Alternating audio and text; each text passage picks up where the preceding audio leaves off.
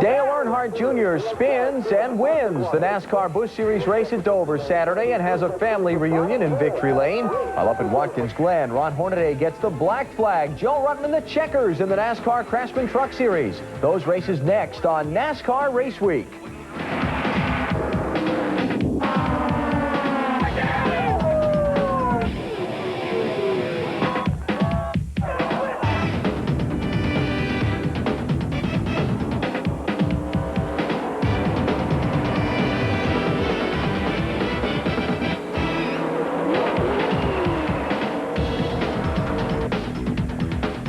Hi, welcome to NASCAR Race Week. Alan Bestwick in our Charlotte studios to take a look back at some of the NASCAR Touring Division action all over the United States from the past weekend. Joining me to review the highlights and analyze the races, Phil Parsons, driver of the Duraloop Chevy in the NASCAR Busch Series. Phil, not a bad weekend for you up in Dover. Started 11th, finished 7th. It wasn't bad. The guys worked extremely hard all week. We turned around the same car that we ran at Charlotte, so it made a pretty short week of it. I guess this is a shot of me going for 7th against Elton Sawyer there. I got a little bit sideways. We touched, but was able to regain control and keep all the fenders on it. Keep all the fenders on and stay ahead of Elton for position. Dover race on Saturday was kind of interesting because the weather conditions were probably a little bit warmer than expected. In fact, we'll talk a little bit more about that as we review the MBNA 200. Let's start with our number summary on the day. There you see the biggest surprise to me, 1 caution for 7 laps, 11 lead changes among 7 drivers, 4-second margin of victory for Dale Earnhardt Jr. An amazingly clean weekend, hotter than expected. I thought the track would be really slick. We'd see a lot of crashes, Phil, but only 1 crash in practice and qualifying, and only 1 crash through the entire race. What happened? Well, I think there's a couple of reasons for that. Number one, Goodyear, for the first time, had a chance to do a tire test after the race. They did, I don't know whether it was the June race or the September race. Yeah. They did a tire test after the race, which is when all the rubber's down in the racetrack, so they know kind of what to expect for race-type situations. Instead of going before the race where you have a green racetrack and you're going to wear tires out in 10 or 15 laps. So Goodyear brought a tremendous tire. I mean, I think we beat the track record by almost 0.3 of a second or something like that. I mean, I qualify 11th, and I think I beat the track record. So that's how good the tire was. We got an incredible amount of grip. And the guys did a good job. All the Busch drivers, even the guys without a lot of experience, guys going to Dover for the first time did a super job. And were able to, stay clean throughout the whole race. I think, Matt Kenseth was the only accident we had in the race, and that was due to a cut tire. He probably ran over something and cut a tire down. So really a tribute, number 1, to Goodyear, number 2, to all the competitors. Matt Kenseth was the story of the race in the early going before he had his problems. He started on the outside of the front row, and after getting shuffled back a little bit in the early laps by being run up into the high lane of the racetrack, makes a nice little move there to grab a couple of spots, and in fact the race lead. He would lead from lap 17 here until lap number 70 with Bobby Hillin and Mike McLaughlin chasing. Well, I think the reason that Bobby Hillin was able to lead early and Matt Kenseth able to lead early was because Dale Earnhardt qualified back at the back. He just hadn't got to the front yet. When he got to the front, he was pretty much the class of the field. Although not to take anything away from how Matt Kenseth ran or Bobby Hillin. Bobby had a super run and finished in 2nd position, but Dale Earnhardt Jr. was the class of the field from the time they dropped the green flag. A lot of drivers had trouble executing an entrance onto pit road for green flag pit stops. There were like 7 or 8 of them that all had difficulties. Why? Well, a couple things. Number one, you go extremely fast into that corner, and you have an extremely sharp turn to get to pit road, which is completely flat. You go from a high bank racetrack, the white surface there, and you go to a flat, basically flat as can be area there. That almost cost him the race right there. That's Dale Earnhardt trying to negotiate his green flag pit stop, and all but took himself out of the race. He just about took the nose off the front of that Chevrolet. Amazing thing was he had strung the field out so much, he and Kenseth and the other early leaders, that after that spin, he was still only 3rd on the racetrack. Came down pit road, made his green flag stop, and went back off, and was still in the top 3. Only caution of the race came at lap 137. Phil mentioned Matt Kenseth having troubles earlier. We'll show them to you here. Had a problem going into turn number 1.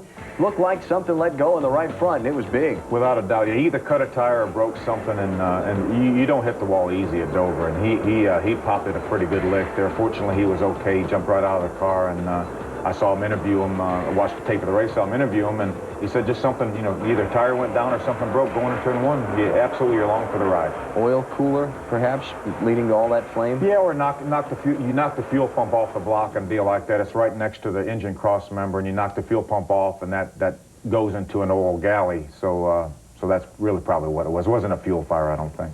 Bobby Hillen had led after the green flag stops. Hillen came off pit road with the lead, but under the Kenseth caution, everybody comes down pit road for a stop. You're watching the top three here, Earnhardt Jr., Hillen, and Mike McLaughlin, and this is where the lead will be exchanged for the final time in the race. Just Dale Earnhardt Jr.'s pit crew got him out first, and you know, they got him the lead right here.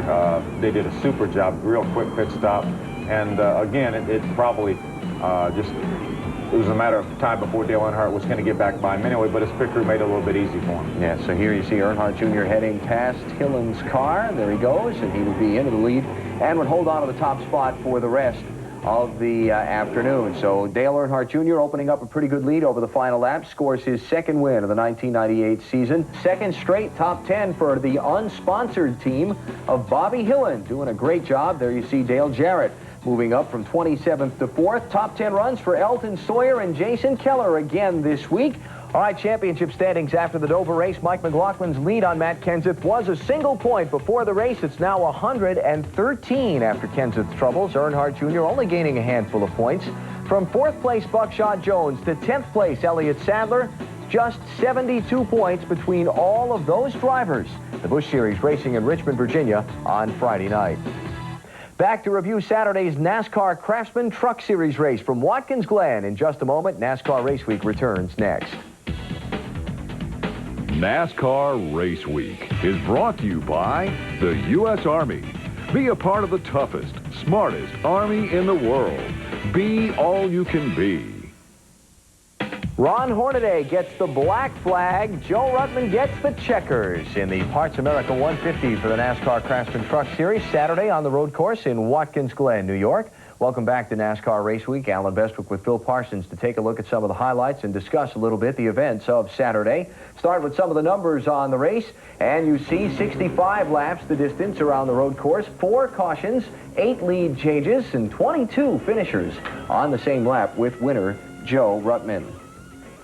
Some teams couldn't make the midway point of the race on fuel. They were not going to be able to go the distance. Some teams could. NASCAR, not wanting fuel mileage to factor into the finish of this particular race, decided to make it mandatory that everybody make a stop in each of the first and second half of the race.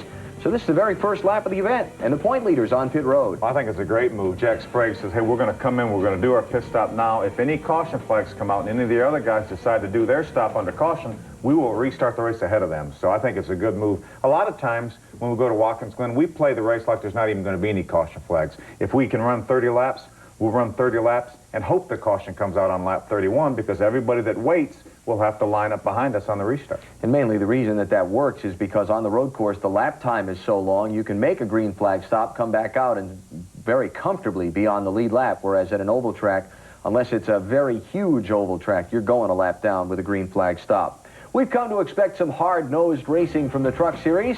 We got it. Boris said and Greg Biffle here. It doesn't get much harder than this, actually. Biffle tried to got underneath Boris getting in the chicane there, and he wasn't quite up side by side with him, so they decided to go through that thing two abreast, which is pretty much made for one truck. And there's the in-truck camera shot of it there. It looks pretty eventful, and you look at all the damage on the right side of Boris's truck. And Biffle's able to come away with, I think that was a battle for second place at the time, right? They used each other up pretty well there. Ron Hornaday led much of the first half of the event. Here's the start of the second half of the race. Remember, Sprague made the early move to pit road? Well, here they come the first lap after the restart from halftime, and watch behind as we switch to the front stretch camera here. There goes Ruttman and about everybody else for pit road. Yeah, it doesn't take these guys long to learn. They saw Sprague do it, and it worked well for them. So here, a whole slew of trucks come in. There's Joe Ruttman leaving his pit. Pretty much runs in the back of Rick Corelli, and they're able to get back out on the racetrack. Hornaday couldn't make it by stopping here on this first lap, so he had to run a few more. There you see Hornaday and Biffle holding down the top 2 spots, and they would lead here in the next short while of the event. Now, later at lap 35 of 65 would be the time when Hornaday and Biffle made their move to pit road, and while they were on pit road, it kind of turned out to be a lucky break for them because a caution would come out while they're getting their fuel. Exactly the same reason we talked about earlier for Jack Sprague, but these guys stayed out because they couldn't make it all the way. When they pitted, you know, they had run out there basically on clean racetrack, so they got a little bit of a cushion, and they were able to make their pit stop, come back out. When the caution came out, the same thing. They were ahead of the guys, and the guys that hadn't pitted yet had to cycle back and start behind them. Here's the caution. That's Kevin Harvick. Turn 1 here at Watkins Glen is a very hard left-hander, and if you don't make it all the way, generally you find the foam. I'll tell you, that could have been a whole lot worse. Had not been for the sand, the gravel traps, and the styrofoam, that could have been a whole lot worse than it was.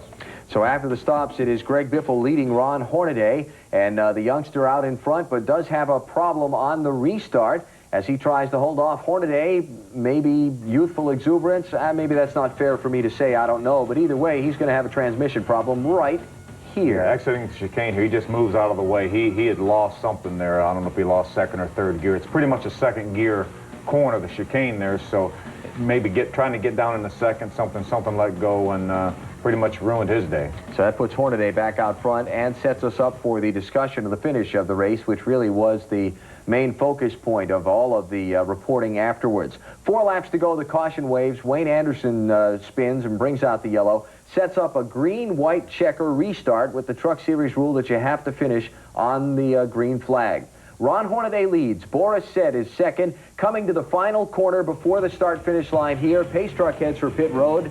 Well, it looks like Boris Said is laying back to try to get a good jump. Ron Hornaday looks in his mirror and sees that. Well, so Ron Hornaday goes, we're supposed to restart at the bridge. You see the Winston Cup bridge there. Typically, that's the restart point for all the NASCAR series. It looked like Ron got a little bit maybe ahead of that when he took off, but what happened was Boris was having a problem. Here's a slow motion shot of it. You see right here, this is the apex of the turn. Now that is before the bridge. It looked like Ron took off right there, but Boris is having problems of his own with the engine or running out of fuel or something like that, so he makes it look worse by not going.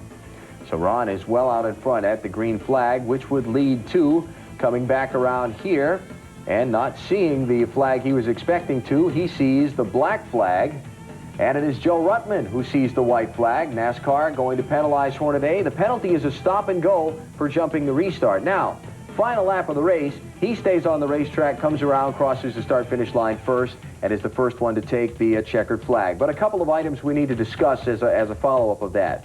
Many years ago, there used to be a rule where you had 3 laps to obey the black flag. That's been gone for a number of years. Yeah, at least 10 years now. They, you know, you basically have to acknowledge the black flag. Your NASCAR official in your pit will come down and say, hey, you know, you're getting black flag, you need to pull him in. Well, obviously there's not time to pull in because he was getting the white flag was out. So in a situation like that, NASCAR will administer the penalty after the race.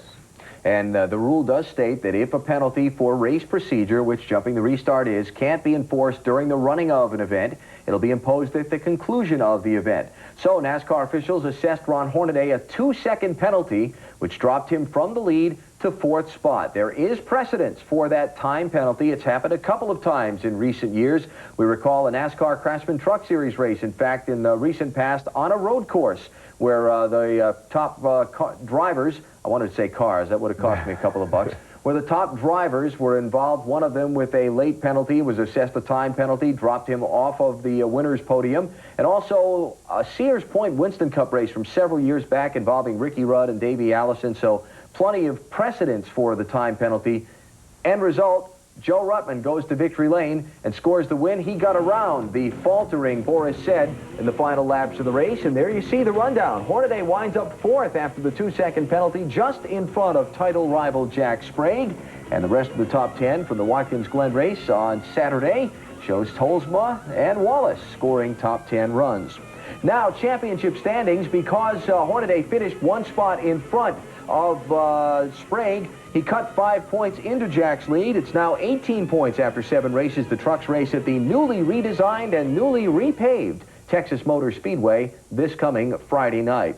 Phil, thank you for being here. Appreciate it. Good luck in Richmond this weekend, and hopefully things will turn out the best. And I know your beeper's on your belt there. Haven't had that go off yet either, huh? No, not yet. But Curtis Markin keeps telling me he's getting beeped all the time because I gave my wife his beeper because mine wasn't working last week, you know, when among the other millions. So he keeps telling me every 5 minutes because if something happens to me and I have to go, I get beeped. then Curtis is going to drive my car, practice qualifier or whatever. So Curtis tells me every 5 minutes I'm getting beeped. So I got to, I got to kind of play that to know if he's being serious or not. Good luck all the way around. Thanks. Phil's wife, Marcia, expecting twins anytime now. He may be back with us next week. He may be at the hospital. You never know. Take a break, come back, and turn on our driver spotlight on NASCAR Race Week next.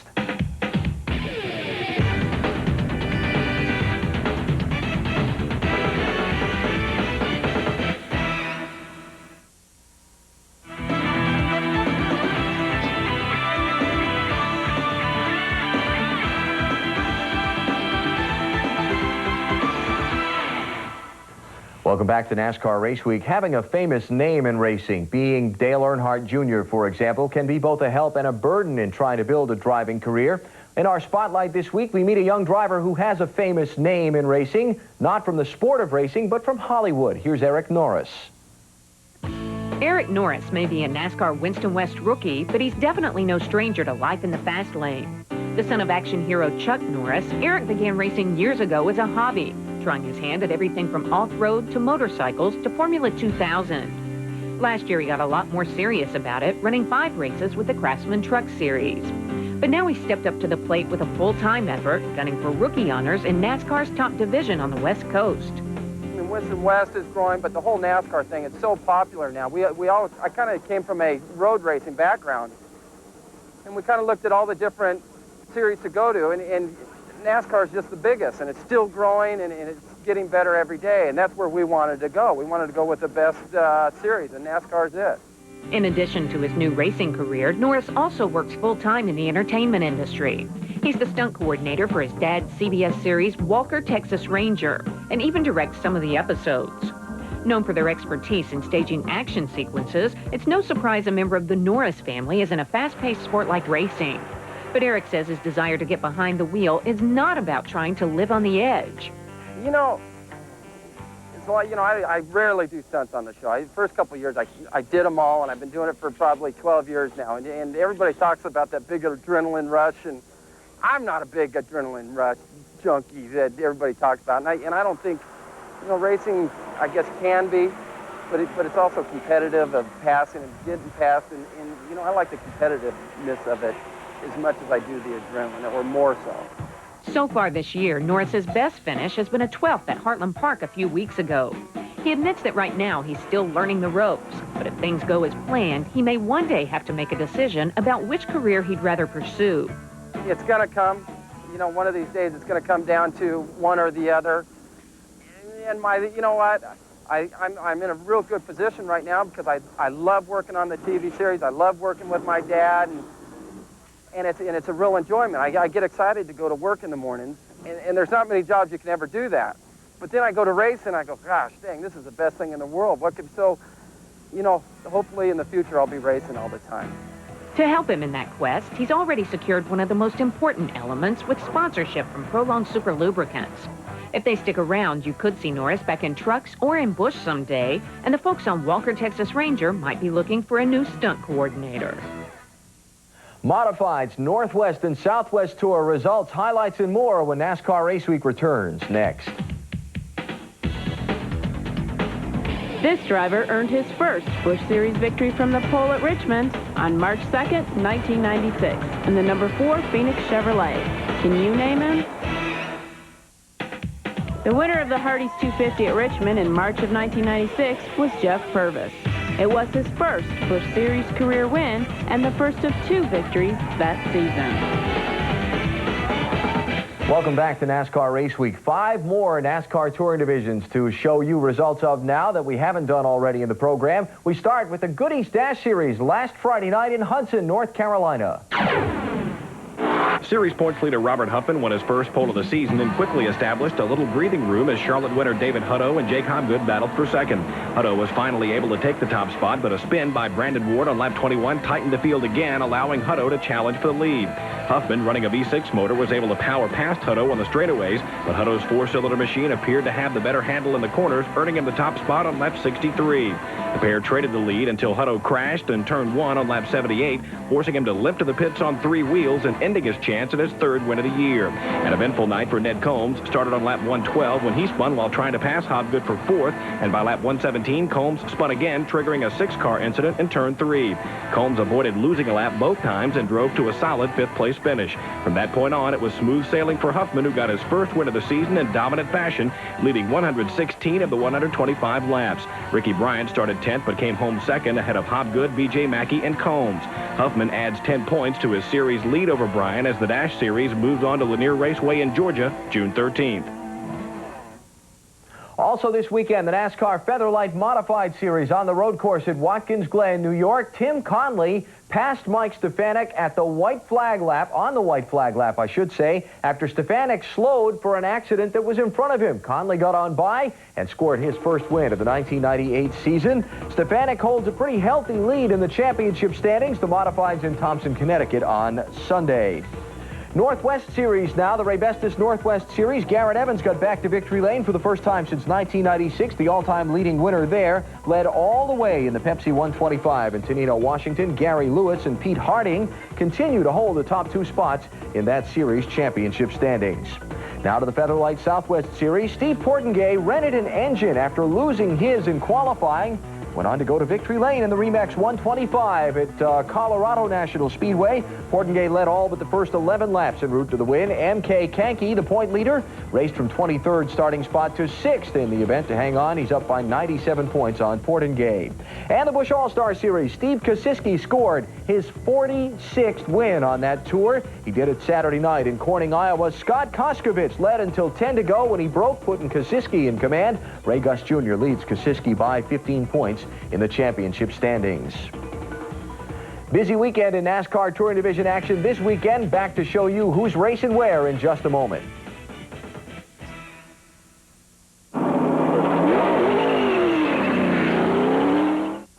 Hey, NASCAR RaceWeek fans, this is your chance to nominate your local NASCAR Racetrack Star of the Week. Send us a photo along with the name and reason why your local driver should be our Star of the Week. Maybe they have several track championships, won 5 events in a row, or perhaps they just won their first race ever. And for helping us show off your local talent, we'll send you this NASCAR 50th anniversary shirt and cap from Chase Authentics. The authentic trackside apparel of NASCAR is now available at NASCAR specialty stores and leading department stores everywhere. Send the photo and information to NASCAR RaceWeek. Post Office Box 240, 417, Charlotte, North Carolina 28224. We start profiling our local track stars of the week on this very program. Right now, we salute Charles Powell III, 32-year-old from South Carolina, who started off his 1998 campaign with 10 straight wins, 7 at Myrtle Beach Speedway, 3 at Florence, South Carolina. 10-0 for Charles Powell III in the 1998 season to kick it off. Send us your nominee for your local driver of the week. We love to feature him here on the program. This weekend on the racetrack, NASCAR Touring Division action starts Friday night. Busch Series in Richmond, Trucks in Texas. Saturday, the Northwest Series in West Richland, Washington. The Modifieds in Thompson, Connecticut Sunday. Highlights and results of all of that next Thursday night, 7:30 Eastern here on Speedvision. We'll see you then.